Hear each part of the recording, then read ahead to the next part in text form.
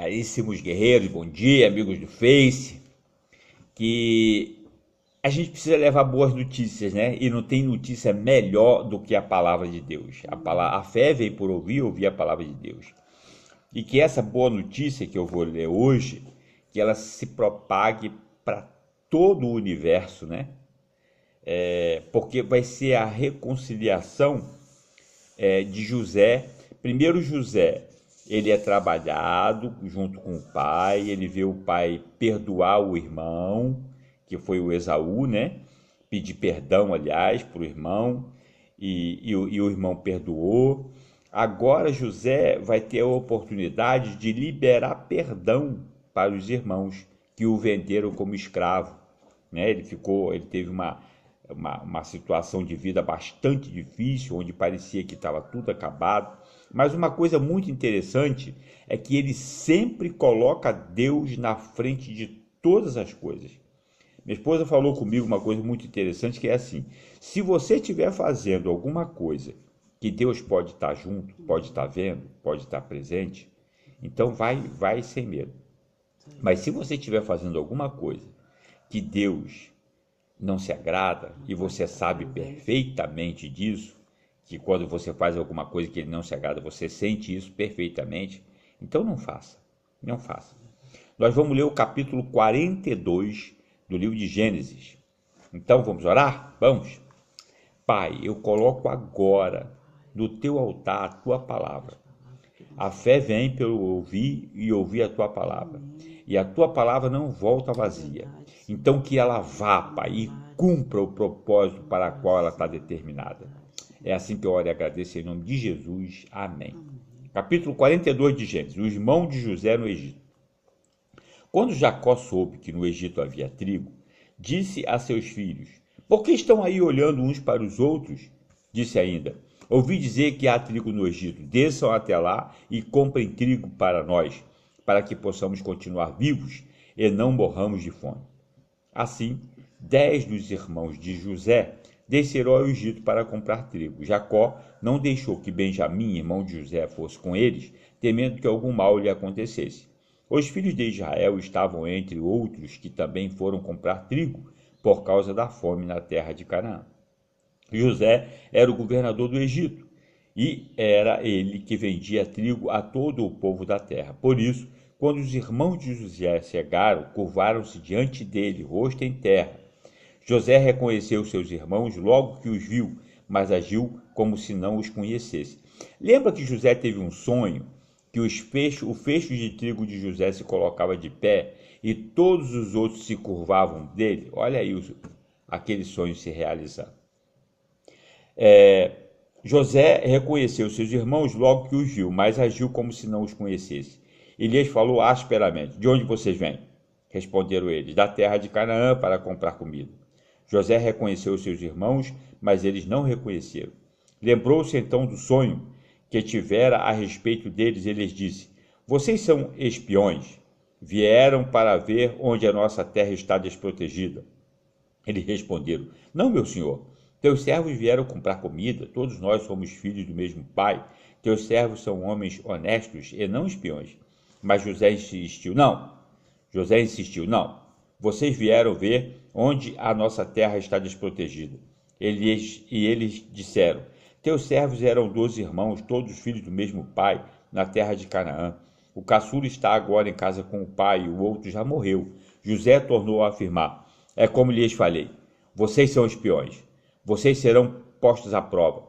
Juro pela vida do faraó que vocês não sairão daqui enquanto o seu irmão caçula não vier para cá. Mandem algum de vocês buscar o seu irmão, enquanto os demais aguardam presos. Assim ficará provado se as suas palavras são verdadeiras ou não. Se não forem, juro pela vida do faraó que ficará confirmado que vocês são espiões, e os deixou presos 3 dias. No terceiro dia, José lhes disse: eu tenho temor de Deus. Se querem salvar sua vida, façam o seguinte: se vocês são homens honestos, deixem um dos seus irmãos aqui na prisão, enquanto os demais voltam, levando trigo para matar a fome de suas famílias. Tragam-me, porém, o seu irmão caçula, para que se comprove as suas palavras, e vocês não tenham que morrer. Eles se prontificaram a fazer isso e disseram uns aos outros: certamente estamos sendo punidos pelo que fizemos a nosso irmão. Vimos como ele estava angustiado quando nos implorava pela sua vida, mas não lhe demos ouvido, por isso nos sobreveio esta angústia. Deus estava trabalhando no coração dos irmãos de José, né?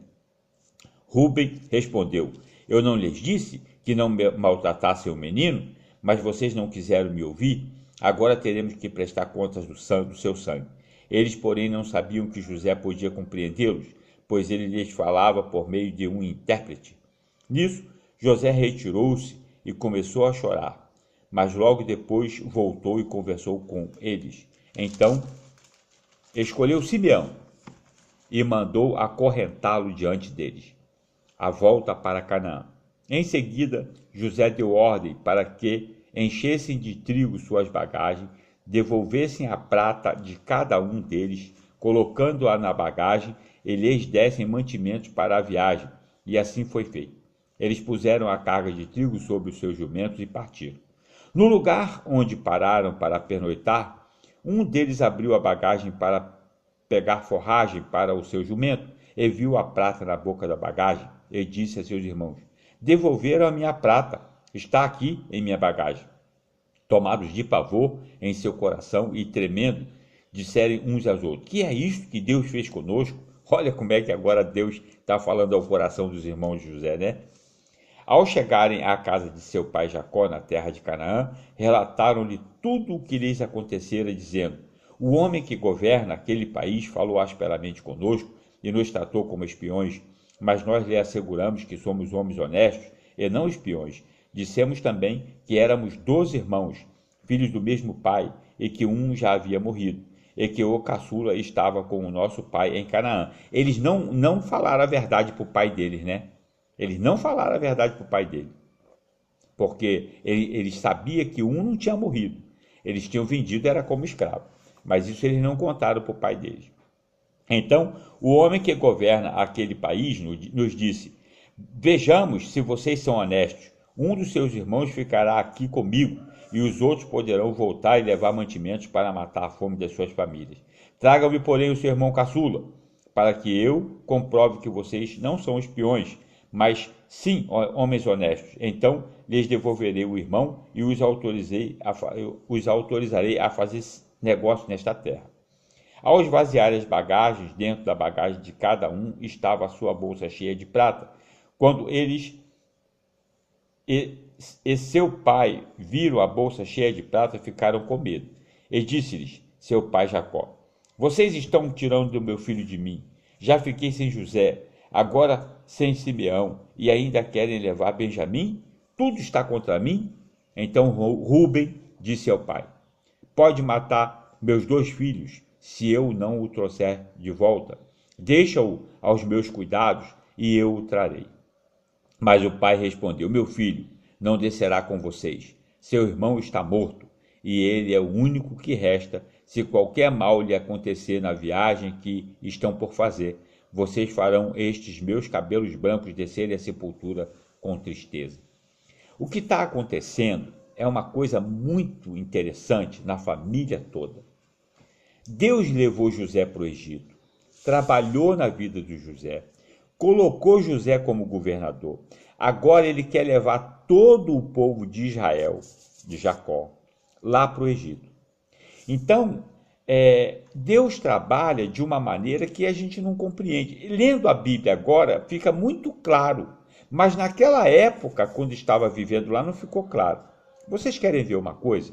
Agora, nós temos uma situação, que eu vou dar um testemunho aqui, de um amigo com os quais a gente trabalhou junto há 40 anos, e nós não nos víamos mais. E agora nós nos reencontramos. E com um voto de gratidão, esse amigo, ele está tentando reunir todos os outros amigos numa comemoração, uma ação de graças. Porque nós nos espalhamos, cada um para um lado, criamos nossos filhos, fizemos casamentos.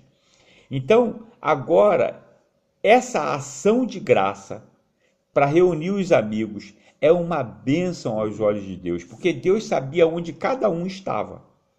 Deus sabe onde cada um está. Deus sabe a dificuldade que cada um está vivendo. Deus sabe que agora a gente vai ter uma oportunidade de confraternizar todo mundo junto, de liberar perdão, né, de esquecer as mágoas do passado, se ficar alguma mágoa.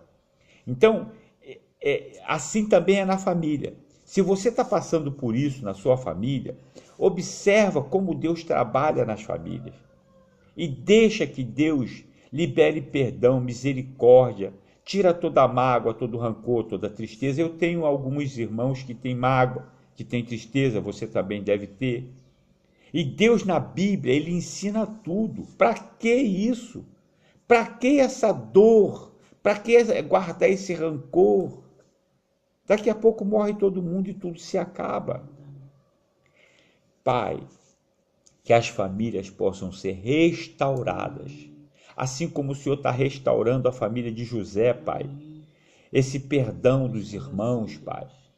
Que toda a família, nesse momento, que estiver ouvindo esse vídeo, possa ser tocada, Pai. E possa ser restaurada. E aquilo que não há mais possibilidade de restaurar, porque alguns já podem ter morrido, ou não estar mais vivo, ou não ter mais condições de falar, que o Senhor possa liberar ainda assim, Pai, o perdão no coração daqueles que ficaram. Eu oro agradecido demais, Pai, obrigado. E se você deseja no teu coração ter um relacionamento com Deus mais íntimo, ajoelha no teu quarto e confessa Jesus como seu único Senhor e Salvador. E leia a Bíblia com o teu coração limpo, sem sabedoria do homem, e deixa Deus trabalhar na sua vida. É assim que eu oro e agradeço em nome de Jesus. Amém. Um beijo no seu coração. Tenha um dia saudável. Eu te amo e Deus ama muito mais.